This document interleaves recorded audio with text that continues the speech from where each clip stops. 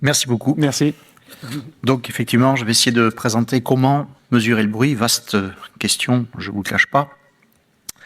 Donc voilà, je suis toujours rattaché à l'Université de Lorraine, ça n'a pas changé depuis tout à l'heure. Alors, on va d'abord s'intéresser aux estimateurs donc, de la Sony du bruit. D'abord ceux liés au type, aux signaux, si je puis dire. Et donc, on en a un petit peu parlé ce matin, et vous les connaissez, les décibels pondérés ABC qui font référence aux courbes isosoniques 40, 70 et 100 phone respectivement. Le pondéré A et le C étant le plus utilisé dans la législation et dans les réglementations au travail et même dans les lieux de musique amplifiée. Bien sûr, quand on veut un peu plus de précision, on peut obtenir ce qu'on appelle des évolutions temporelles du niveau sonore, donc avec des fenêtres d'observation relativement courtes. Dans les sonomètres, on a déjà des durées d'observation qui sont implémentées, 125 millisecondes, qui est la plus classique, liée à l'intégration de la Sony qu'on connaît pour une oreille normo-entendante, 1 seconde pour les signaux relativement lents et 35 millisecondes pour les signaux plutôt impulsifs. Alors quand on souhaite avoir une valeur représentative d'un phénomène sonore, eh bien on va en déterminer ce qu'on appelle donc la valeur efficace, la RMS, qui permet de remonter donc ici sur une durée d'observation au niveau sonore LP, A et Q sur la durée d'observation. Et ces durées d'observation peuvent aller juste de quelques secondes à plusieurs heures, notamment quand on fait de l'acoustique urbaine ou même, comme on le verra tout à l'heure, pour l'exposition sonore en milieu professionnel. Alors ici, un exemple de niveau sonore évolutif dans le temps, intégré toutes les secondes et sur une durée plus étendue à 38 secondes. Ici, c'est un bruit de serrage d'été, on est à 100 décibels dans l'industrie. On fait ça relativement bien avec la métrologie que vous connaissez, les sonomètres évidemment.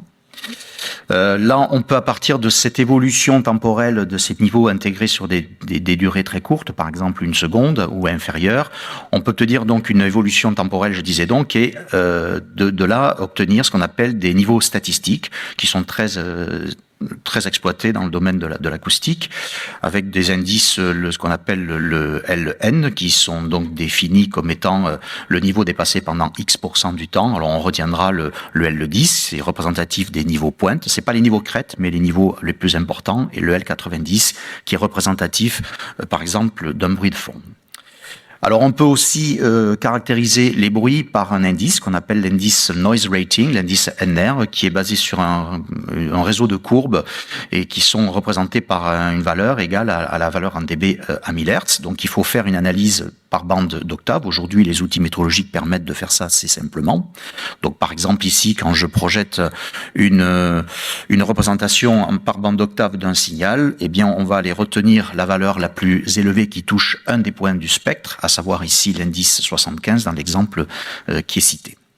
Alors le dB, ces indices, finalement, sont pas toujours très précis puisqu'ils ne tiennent pas compte ou ne prennent pas en considération, si je puis dire, les mécanismes fins de l'appareil auditif, comme le masquage fréquentiel ou même temporel, la sommation fréquentielle de Sony. Donc on a recours à des estimateurs qui sont basés sur des types de modèles perceptifs. Alors on va citer le modèle de Zwicker, qui est rappelé ici à la droite sur la procédure de calcul pour des sons stationnaires. Et puis il y a le modèle de Moore un petit peu plus tard qui est sensiblement le même. Et puis pour des sons qui sont donc non stationnaires, qui évoluent assez rapidement dans le temps, pour des bruits qui évoluent rapidement dans le temps, on a le modèle de Zwicker qui a été mis à jour en 99, où on va opérer un peu le même type de calcul par bande critique, mais sur des durées d'observation relativement plus courtes. Et on obtient donc ce qu'on appelle des indicateurs NX, donc qui représentent un certain niveau de Sony dépassé par X% du temps. Alors, à partir du moment où on connaît ce niveau de Sony, on peut en exprimer le niveau en phone qui est associé par la formule de Stevens que vous connaissez. Et là, je donne juste un exemple de ce niveau de bruyance en son obtenu sur des sons de 1000 Hz et de 4000 Hz pour des normaux et malentendants. Et puis ici, par comparaison, ce qu'on peut obtenir de manière subjective sur une échelle de Sony catégorielle sur des patients, où on voit qu'on a une assez bonne similitude entre les deux. Alors, le bruit, quand il devient intelligible, eh bien, il peut impacter les performances cognitives, surtout quand on doit effectuer certaines tâches. Et il y a des études qui montrent qu'effectivement, plus un bruit qui devient intelligible, à consonance, on va dire, vocalique, va forcément impacter ou produire ce qu'on appelle une diminution des performances, donc quand on a une exécution d'une tâche à réaliser. Tout simplement parce que les ressources cognitives vont être, entre guillemets, détournées vers le traitement du stimuli qui, on va essayer de comprendre, même si c'est quelquefois un bruit à consonance vocalique non pertinent. Et donc, le STI, qu'on a coutume d'utiliser pour avoir un niveau d'intelligibilité, peut être un indicateur finalement de bruit masquant, mais pas que. Il y a le STI, mais il y a aussi d'autres indicateurs, comme le MEQ à 125 millisecondes, qui est un indicateur qui traduit le degré de pollution provoqué par la modulation du bruit ambiant de plusieurs signaux de parole. Le STI, c'est pour un seul locuteur, mais le MEQ à 125 millisecondes, c'est pour plusieurs locuteurs. Il existe aussi le Frequency Domain Correlation Coefficient. Donc, je donne ici juste un exemple sur le graphe du haut, où on a ici une variation de modulation relativement faible qui fait que finalement, le MEQ est relativement faible, alors que sur le schéma de droite, on a une modulation très importante, et donc ce MEQ est fortement plus élevé, et donc va forcément traduire quelque chose qui peut impacter la performance cognitive. Alors, mesurer le bruit, on pourrait en parler pendant très longtemps. Donc, moi, j'ai voulu faire un focus sur la détermination de l'exposition sonore en milieu professionnel.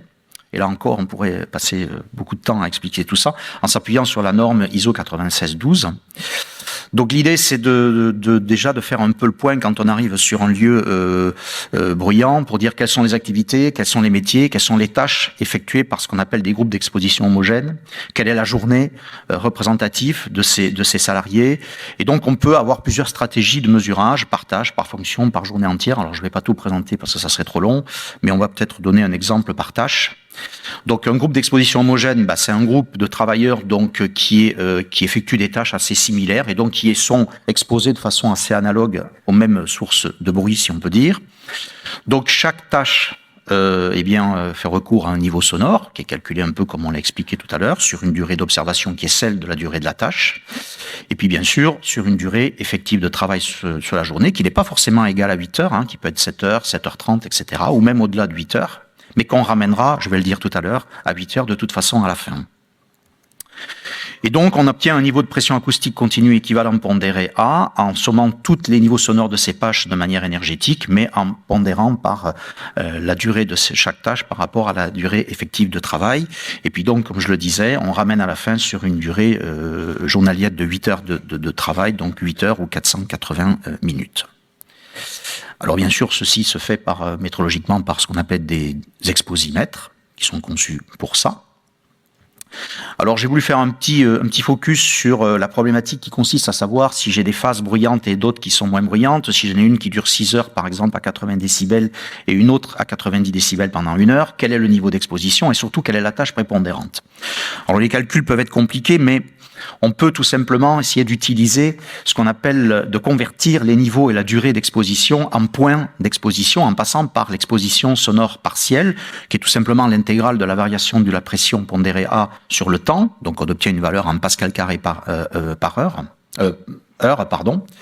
Par exemple, 85 décibels A sur 8 heures, ça va donner une exposition sonore de 1 pascal carré heure. Et 80 décibels sur 8 heures, on aura 0,32. Et donc, on y affecte finalement la valeur en pourcent, qui va donner un nombre de points. Et l'avantage, c'est que ces points peuvent s'additionner simplement de manière arithmétique. Et on peut du coup facilement hiérarchiser ces phases bruyantes. Alors, je donne un exemple où on a ici donc la tâche de 80 décibels pendant 6 heures. Alors 6 heures, c'est 4 heures plus 2 heures. À 80 décibels, ça fait un nombre de points de 16, un nombre de points de 8, ce qui fait un total de 24. Celle à 90 pendant 1 heure, elle est ici. Elle va donner un nombre de points à 40. Et donc 40 plus les 24, ça fait ici 64. Et 64 points, finalement, ramenés à 8 heures, c'est un niveau d'exposition de 83. Donc ce tableau, il est relativement simple d'utilisation, qui permet finalement de trouver très facilement le niveau d'exposition. Et on notera que la phase numéro 2 de la tâche numéro 2 ici, elle a un nombre de points beaucoup plus prépondérant que celle-ci. Donc probablement, c'est sur celle-ci qu'il faudra agir pour pouvoir réduire l'exposition à terme. Alors, l'Institut national de recherche et sécurité qu'on a la chance d'avoir à Nancy, a développé une calculette qui s'occupe finalement un peu de tout, je veux dire, où on n'a qu'à rentrer le nombre de tâches, on rentre leur niveau sonore chacune, leur durée, et puis finalement on obtient un niveau d'exposition à la fin ici, qui est calculé directement. Là-dessus, par rapport à la norme 9612, fait qu'il faut quand même faire intervenir les incertitudes de mesurage. Il y en a 3 types. D'abord, l'incertitude liée à l'instrumentation, suivant que vous êtes en classe 1, classe 2 avec un sonomètre ou un exposimètre, la position du microphone, et puis surtout, c'est celui-là le plus important, l'échantillonnage des niveaux sonores que vous aurez effectué sur une tâche proprement dite. Et à la fin, on obtient ce qu'on appelle une incertitude élargie, grand U, et on va retenir la valeur du niveau d'exposition calculé par la calculette et on va rajouter cette incertitude pour majorer la valeur à la fin et être sûr que finalement, on soit sûr que 95% des valeurs à la fin, statistiquement, seront inférieures à cette valeur d'exposition. Donc, on a ici une calculette qui permet directement de calculer tout ça. Vous avez ici les valeurs pour une tâche donnée. On a ici le niveau d'exposition. Et je ferai peut-être un petit focus simplement pour dire que l'incertitude liée à l'échantillonnage des mesurages, à partir du moment où elle est inférieure à 3,5 dB, on peut considérer que c'est bon. Si c'est au-delà, il faut augmenter le nombre de mesures pour pouvoir être sûr d'être inférieur. Donc la valeur que l'on va retenir, eh bien finalement, c'est le 88,3 qui est cité ici en guise d'exemple, plus l'incertitude élargie à 3,4, c'est-à-dire 91,7 décibels A. Alors ça m'amène bien sûr à la réglementation au travail. Je ne vais pas m'étendre parce que les seuils d'action sont plutôt, ils sont nombreux. On va retenir qu'à partir de 80 décibels A d'exposition, les protecteurs individuels contre le bruit, les PICB, doivent être mis à disposition. Ça ne veut pas dire obligatoirement portés. Les salariés doivent être informés des risques aussi sur le bruit. À partir de 85 dBA, là, les protecteurs individuels contre le bruit doivent être obligatoirement portés. On doit avoir un suivi audiométrique. Et puis, on ne va pas en parler ici aujourd'hui, mais l'employeur se doit de mettre tout en œuvre pour réduire le bruit. Et puis, à partir de 87 décibels A, et j'insiste, PICB porté, eh bien, l'activité peut être cessée. Alors, ça m'amène donc à la protection auditive, qui faisait aussi partie de ma présentation. Alors, moi, je ne vais pas vous faire ici un déballage de tous les protecteurs qui existent, et voilà, parce que je pense que c'est pas forcément à moi de le faire, mais plus à des sociétés comme Interprotac ou Earcare, pour ne citer que 2. Donc, plutôt parler des méthodes qui permettent de déterminer les atténuations apportées par les PICB. Alors, on a des méthodes subjectives, le REAT, qui est tout simplement un rehaussement du seuil avec ou sans protection auditive. Donc, il faut une salle qui est plutôt dédiée à ces mesures-là. Je vais montrer ici le banc d'essai au seuil d'audition à l'INRS. Donc, c'est de la vraie audiométrie tonale champ libre, si je puis dire, avec un vrai traitement acoustique. Et on obtient donc un tableau par bande d'octave avec une valeur moyenne, parce que c'est plusieurs sujets normaux-entendants qui auront été testés, 16 pour être précis, avec et sans PICB, avec un écart type. Et donc, on va retenir une valeur de la moyenne moins l'écart type pour donner une valeur minorée, pour être sûr qu'on a une valeur qui protège finalement les salariés. La méthode objective. Donc, la méthode objective, tout simplement, elle peut être utilisée sur des mannequins ou sur des sujets passifs. Donc là, tout simplement, c'est un peu la méthode, ce qu'on appelle la méthode MIR, mais qui est un petit peu la même que la méthode in vivo que vous connaissez pour les audioprothésistes, où on va mesurer le niveau résiduel derrière le PICB et puis le niveau ici à l'extérieur. Là, vous avez la métrologie qui a été développée à l'INRS qui permet de faire cette méthode. Et là, quelques exemples d'atténuation obtenue pour des bouchons moulés, prémoulés ou déformables. Comme vous voyez, il y a quand même ici une variabilité des résultats qui peuvent apparaître. Alors, je voudrais juste aller jusqu'à déterminer, estimer, il y a une norme pour ça, pour déterminer ce qu'on appelle le niveau de pression acoustique effectif, pondéré A, donc comme un niveau d'exposition, en tenant compte du port du PICB. Donc il y a plusieurs méthodes. Moi, la méthode HML, la méthode SNR. On va retenir plus la méthode par bande d'octave ici. Donc, on peut déterminer le niveau donc de pression acoustique effectif en utilisant ici par bande d'octave le niveau de bruit à l'extérieur, la pondération et puis ici la valeur présumée d'affaiblissement du protecteur. Et là, on va ressortir les valeurs que je montrais tout à l'heure en guise d'exemple obtenues par la méthode REAT. Sauf que, je ne vais pas toutes les énumérer, mais les mesures ont été faites sur des sujets normaux-entendants, sur des sujets qui n'ont pas bougé pendant les tests. Or, un salarié qui porte des PICB, il bouge, il se déplace, il bâille, ils discutent, ils parlent, ils mâchouillent, donc tout ça fait que l'étanchéité du protecteur contre le bruit, elle peut être impactée, voire dégradée. Je parle même pas de la pilosité qui peut aussi avoir un impact sur l'étanchéité. Donc l'INRS préconise du coup de non pas de diminuer d'une fois l'écart type, mais de 2 fois pour être sûr que finalement la valeur retenue sera bien minorée et donc peut protéger encore plus le salarié. Et en plus, on rajoute une décote si le travailleur n'est pas formé à placer ses PICB. Voilà donc en guise d'exemple, ici un niveau de bruit autour de 100 dBA, donc vous voyez ici la répartition spectrale, et puis en tenant compte donc de cette valeur d'atténuation ici, et tenu compte de l'écart type, moins de 2 fois l'écart type, on obtient ainsi un niveau à l'extérieur, PICB porté de 81,1 dBA. Voilà, je vous montre également ici un graphe qui me paraît important, c'est que le PICB doit être porté sur la durée totale de son activité, ou en tout cas de la tâche qu'il effectue, parce que dès qu'il arrête de porter ses protections pendant ne serait-ce que 10% du temps, eh bien, une valeur nominale qui était par exemple de 30 dB pour un PICB donné, eh bien, elle chute aux alentours de 10. Donc ça veut dire quand même que l'affaiblissement effectif du protecteur est fortement vite impacté dès qu'on ne le porte plus. Et puis je terminerai cette présentation en vous parlant d'un questionnaire qui est actuellement encore en cours d'élaboration, on va dire, mais on est plutôt vers la fin, qui est un questionnaire d'aide au réglage des audioprothèses utilisé pour le milieu professionnel. Donc ce questionnaire, ça vise à aider les professionnels de santé, notamment les médecins du travail, à faire un bilan de la situation du salarié malentendant ou malentendant déjà appareillé, et de faire donc un diagnostic assez précis, si je puis dire, de la qualité de l'audition du travailleur dans son environnement sonore au poste de travail. Donc c'est un questionnaire qui a été élaboré par INRS, je ne pourrais pas tout vous le présenter ici aujourd'hui, mais juste en dire 2 mots, et puis des spécialistes de l'audition et de la malaudition, avec donc des enseignants-chercheurs de l'Université de Lorraine, mais aussi des médecins du travail de l'INRS.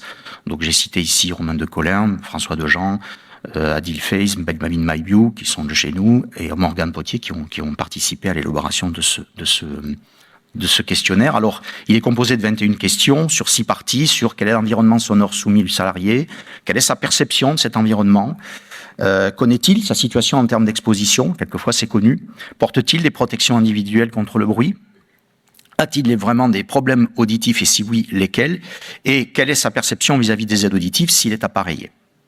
Donc ce questionnaire va surtout aider l'audioprothésiste à pouvoir proposer ou affiner des réglages, ou en tout cas proposer des réglages s'il n'est pas encore appareillé. Donc c'est un questionnaire qui met en complémentarité, si je puis dire, le salarié, le médecin du travail et l'audioprothésiste.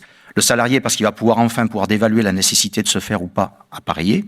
Le médecin, qui va être la personne qui va pouvoir réaliser cet entretien et s'appuyer sur un fascicule explicatif aussi, qui va permettre de le guider autour de ce questionnaire, et le sensibiliser surtout le salarié au bruit, et de le guider vers un médecin ORL et ou un audioprothésiste. Et enfin, l'audioprothésiste s'appuiera sur les réponses à ce questionnaire pour pouvoir optimiser les réglages si jamais il y a déjà une prise en charge audioprothétique qui est effectuée, ou en tout cas l'adapter à l'environnement sonore du salarié.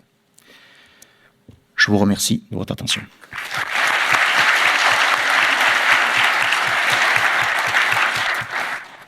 Merci beaucoup, Joël. J'aurais peut-être juste une question de directeur d'enseignement, parce qu'on a vu ces dernières années là, beaucoup de mémoires de fin d'études qui portent sur l'exposition professionnelle au bruit, et savoir si tu avais des recommandations simples à donner aux étudiants et qui puissent être utilisées de manière, on va dire, homogène sur le type de matériel à utiliser pour le recueil et le nombre de mesures qu'il faut réaliser dans le milieu.